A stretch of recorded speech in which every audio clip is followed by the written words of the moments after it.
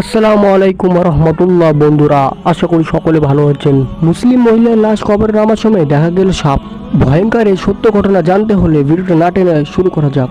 আপনি যদি আমার চ্যানেল নতুন থাকেন তাহলে বন্ধু হয়ে অবশ্যই পাশে থাকবেন। ইরাকের একটা মহিলার মৃত্যু হয়। মৃত্যুর পর গোসল করে শুরু জানাজা, তারপর কবরস্থান নিয়ে যাওয়ার পর তখন থেকে সবকিছু ঠিকই ছিল। কোনো রকমের বাধা বিপদ ছাড়া এই কাজগুলো সুন্দরভাবে হয়ে যায়। এছাড়াও তার দাফনের জন্য একটা সুন্দর একটা কবর খোঁড়ানো হয়। এরপর সকল কাজ শেষ করে মহিলাকে কবরের কাছে নিয়ে যাওয়া হয়। কিন্তু এর মধ্যে কবরে যখন লাশটাকে নামাবে সেই সময় একটা বিষাক্ত সাপ দেখা যায়। সাপটা দেখতে এতটা ভয়ঙ্কর ছিল যা দেখে সবাই ভয় পেয়ে যায়। এমনকি অনেক চেষ্টা করার পরেও সেই সাপটাকে কবর থেকে তাড়ানো গেল না।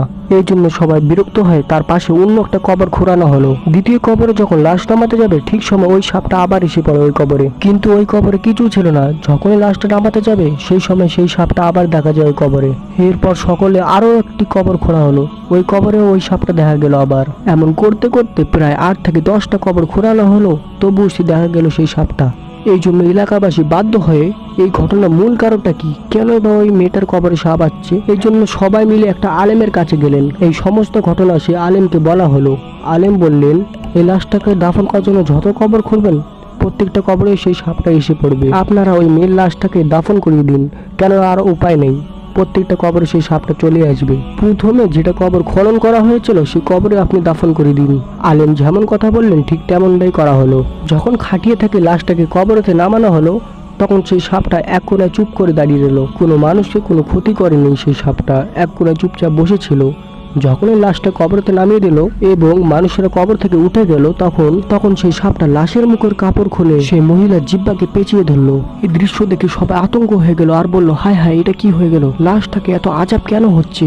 সেই লোকগুলোর মাঝে ছিল সেই মহিলার স্বামী। সবাই মিলে সেই মহিলার স্বামীকে বলল, আপনার স্ত্রী এত আজাব কেন হচ্ছে, আপনি কি বলতে পারবেন? উত্তরে সেই মহিলার স্বামী কাঁদতে কাঁদতে বলল, আমার স্ত্রী যখন বেঁচে ছিল আমার সঙ্গে কোনোদিন ভালো আচরণ করতো না।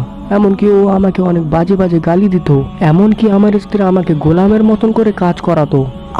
আর প্রতিদিন আমার সঙ্গে ঝগড়া করতো। সেই ঝগড়া গালাগালির মধ্যে এতটা গালি দিত আমাকে, আমি সেগুলো আপনাকে বলতে পারবো না।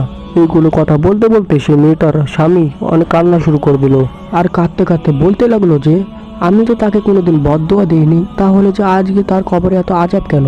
ওখানে থাকা লোকজনরা বলল, আপনার স্ত্রী আপনাকে অনেক অত্যাচার করতো এবং অনেক কষ্ট দিত, এই জন্য হয়তো আল্লাহ তাআলা তাকে অনেক আজাব দিচ্ছে। এই জন্য মহিলার স্বামী আল্লাহর দরবারে কাঁদতে কাঁদতে সিজদা দিতে লাগলো এবং একটু পরে উঠে দেখলো সেই মহিলার কবরে কিছু আজাব নেই এবং আল্লাহ তাআলাকে লাখ লাখ শুকরিয়া জানাতে লাগলো। এই জন্য প্রিয় বন্ধুরা, আল্লাহ তাআলার কাছে আমরা কবরে আজাব থেকে পানা চাই। সবাই কমেন্টের মধ্যে লিখুন আমিন। ভিডিওটা কেমন লাগলো অবশ্যই কমেন্টে বলতে পারেন। আমরা আবার মিলবো পরবর্তী কোনো ভিডিওতে। তখন পর্যন্ত সবাইকে আসসালামু আলাইকুম।